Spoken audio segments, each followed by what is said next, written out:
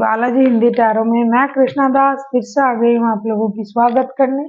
मैं फिर से लेके आई हूँ एक जनरल लव रीडिंग लेके, सॉरी जनरल मंथली रीडिंग लेके, जो होगी 1 से लेके 31 मार्च तक। जनरल होने की वजह से हर बात आपके साथ रेजोनेट नहीं करेगा, जितना भी रेजोनेट करता है उसको रखें, बाकी को छोड़ दें। हो सकता है बाकी रीडिंग किसी और के लिए हो। सनसाइन मून साइन किसी भी साइन से अगर आप एक्यूरियस हुए यानी कुंभ राशि हुए तो ये रीडिंग आपके लिए होगी। जेंडर स्पेसिफिक नहीं है, इस रीडिंग को आप पूरे महीने देख सकते हो।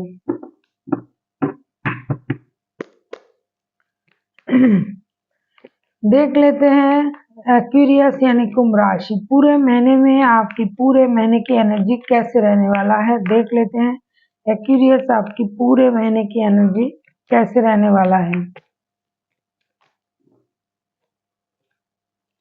क्वीन ऑफ वॉन्ड्स की एनर्जी में आप रहोगे। ऐसा लगता है कि आप बहुत ज्यादा अपने आप में रहोगे, अपने सोच के साथ, अपनी डिग्निटी के साथ, अपने हिसाब से हर काम को करने की कोशिश आप करोगे। My way is the highway type की एनर्जी आपकी रहेगी। आप सिर्फ अपने बारे में सोचोगे, अपनी पोस्ट, अपनी पोजीशन, अपनी डिग्निटी, जो कुछ भी आपके दिमाग में चलेगा, जो कुछ भी आपको करने का मन करेगा, उसमें फर्स्ट प्रायोरिटी आप खुद को दोगे और अपने हिसाब से सारा काम करने के बारे में सोचोगे। ऐसा लगता है आप प्रमोशन के लिए दौड़ रहे हो, अच्छे पोस्ट के लिए, अच्छे पोजीशन के लिए, तो वो आप हासिल करके रहोगे, ऐसा लग रहा है। देख लेते हैं आपकी फर्स्ट के 10 डेज कैसे जाने वाले हैं। एक्यूरियस यानी कुंभ राशि आपके फर्स्ट 10 डेज क्या लेके आ रहा है आपके लिए।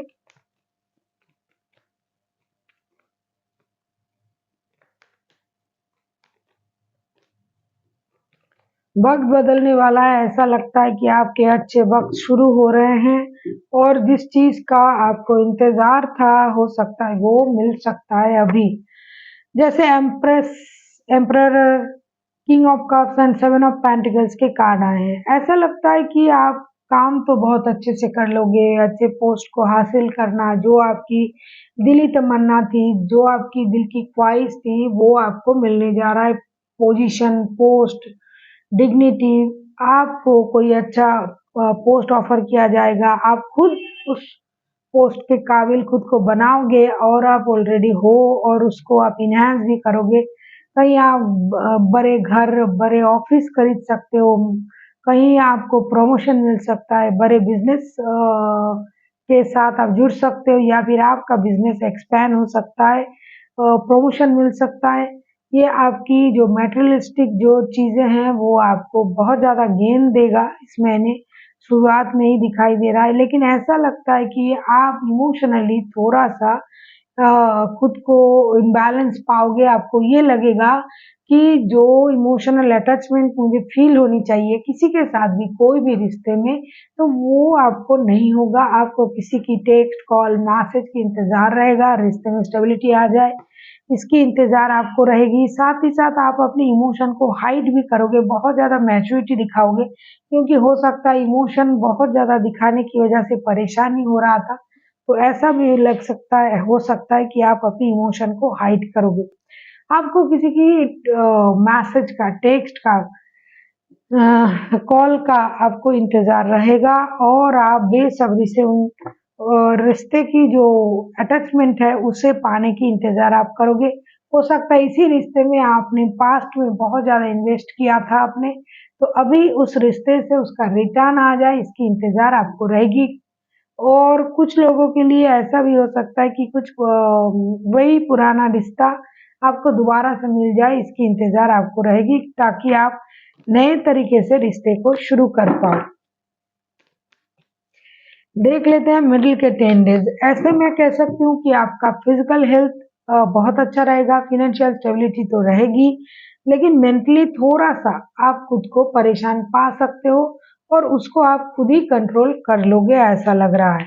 मिडिल के 10 डेज आपके लिए क्या लेके आ रहा है देख लेते हैं। एक्यूरियस, अगर आपको रीडिंग अच्छी लगे चैनल को सब्सक्राइब कर दीजिएगा, लाइक, शेयर एंड कमेंट करना ना भूलिए। किसी को पर्सनल रीडिंग चाहिए तो डिस्क्रिप्शन बॉक्स में इसका डिटेल्स है, आप उसे पढ़ के मेरे साथ कांटेक्ट कर सकते हो।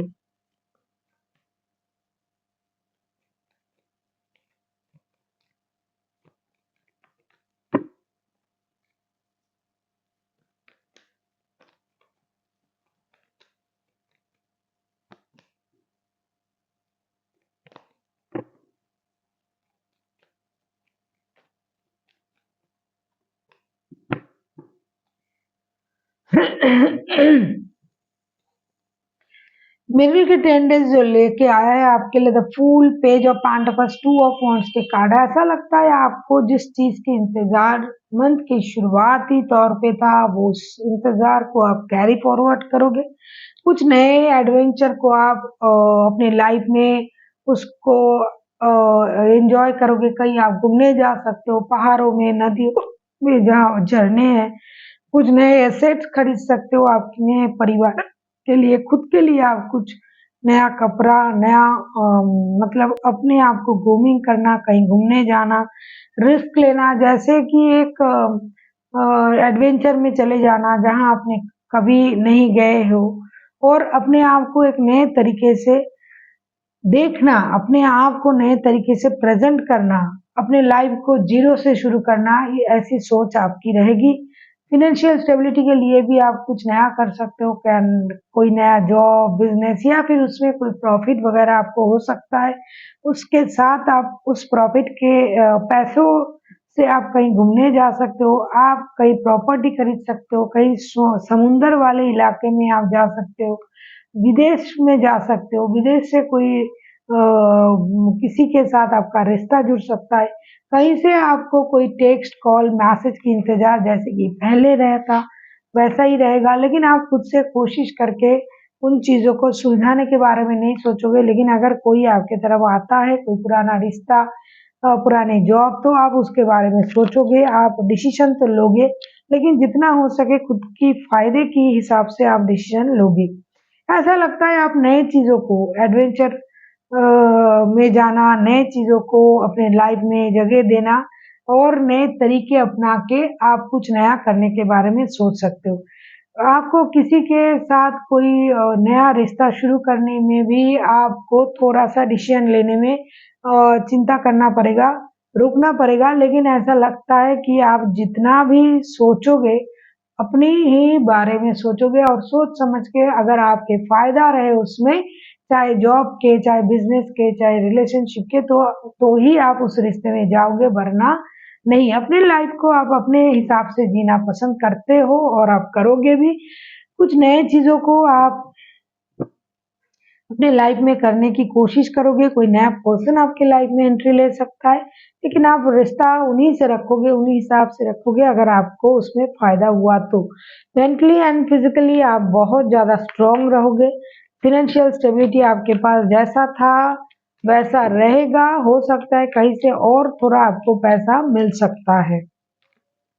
देख लेते हैं एंड के जो 11 डेज़ हैं, वो आपके लिए क्या लेके आ रहा है।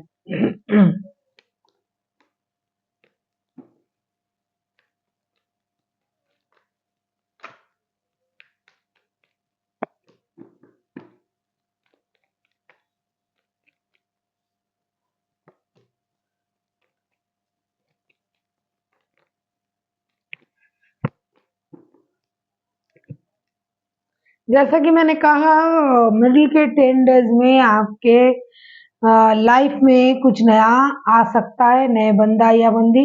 King of pentacles, night of cups and night of wands के कार्ड आए हैं। ऐसा लगता है कि मंथ के एंड में आपको जो भी फिनेंशियल गेन चाहिए था वो ऑलरेडी मिल जाएगा, और ये आपकी शुरुआत से लेके एंड तक आपकी कोशिश भी यही रहेगी कि आपको फिनेंशियल गेन हो। मेटेरियलिस्टिक गेन पर आप काम करोगे। इमोशनल अटैचमेंट अगर आपको किसी के साथ फील होता है, तो आप उसके लिए सोचोगे, डिसीजन लोगे। डिजिटली हो सकता है, आप किसी के साथ, नए किसी के साथ जुड़ सकते हो। इमोशनल अटैचमेंट जुड़ सकता है आपके साथ। आप किसी के साथ अगर ऑनलाइन चैटिंग वगैरह करते हो, तो किसी ऐसे बंदा या बंदी के साथ आप जुड़ सकते हो जिसके साथ आपका डिजिटल कम्युनिकेशन चलता है, और कोई आपको स्टॉक कर सकता है डिजिटली, या फिर आप किसी को स्टॉक कर सकते हो। ऐसा लगता है कि आप रेस्टलेस एनर्जी में रहोगे। रिश्ते में जुड़ तो जाओगे आप, कोई आपको स्टेबल ऑफर देगा भी, आप जुड़ भी जाओगे, लेकिन खुद के तरफ से ये रिश्ता आपके लिए स्टेबल रिश्ता आप नहीं बनाओगे, क्योंकि आप कमिटमेंट से डरते हो। ऐसा लगता है कि आप कमिटमेंट देने में डरते हो, कमिटमेंट पाना भी आपकी इच्छा नहीं है, लेकिन आप जुड़े हुए रहना पसंद करते हो, तो किसी के साथ आप नए जुड़ भी सकते हो। ये रिश्ता अगर आपके साथ जुड़ता है, डिजिटली कम्युनिकेशन किसी के साथ मिलके दिल का रिश्ता जुड़ता भी है, तो ये बहुत ज़्यादा ये रिश्ता जो है कमिटमेंट वाला, स्टेबल वाला रिश्ता नहीं रहेगा, इन एंड आउट रिश्ता रहेगा, कभी हाँ कभी ना वाला रिश्ता रहेगा, लेकिन डेफिनेटली लगता है कि आप किसी के साथ नए रिश्ते में जुड़ने जा रहे हो। तो मेंटली, फिजिकली एंड फाइनेंशियली ऐसा लग रहा है कि आप अच्छे रहोगे। वैसे भी आपका अच्छा वक्त शुरू हो चुका है, होने जा भी रहा है, जिनका नहीं हुआ अभी होगा। तो क्योंकि आपके जो भी सारे साथी चल रहा था उसका ये अंतिम चरण है और इसमें आपको प्रॉफिट ही देता जाएगा शनि महाराज। तो आपकी स्थिति जो पहले थी उससे अच्छा आपका स्थिति रहेगा इस साल। तो डे बाय डे, महीने दर महीने ये स्थिति जो है ये चेंज होता जाएगा, तो अच्छा है स्थिति। देख लेते हैं एंजल की तरफ से आपके लिए पूरे महीने के लिए क्या गाइडेंस है एक्यूरियस।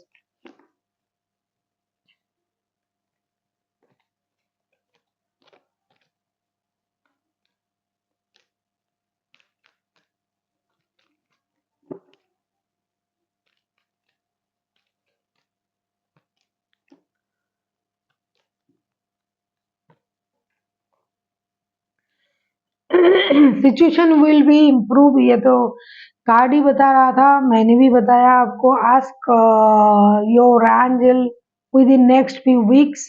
एंजल आपसे कहना चाहते हैं कि कुछ ही हफ्तों में आपका जो भी, ये पूरे महीने का रीडिंग है, तो आपका जो भी स्थिति है वो बेटर सिचुएशन में बदल जाएगा। Situation will be improve.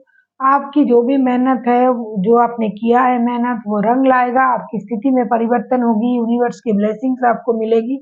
इसके अलावा भी अगर आपको लग रहा है कि ऐसी स्थिति में, कोई भी स्थिति में अगर आपको ऐसा लगता है कि मुझे समझ में नहीं आ रहा है मुझे क्या करना चाहिए, तो आप मेडिटेशन कीजिए और किसी सुपीरियर का आप सलाह लीजिए, एंजल से पूछिए और यूनिवर्स से पूछिए, मेडिटेशन के वो द्वारा आपको उसका आंसर मिल सकता है। So thank you for watching and फिर मिलते हैं एक नई वीडियो के साथ।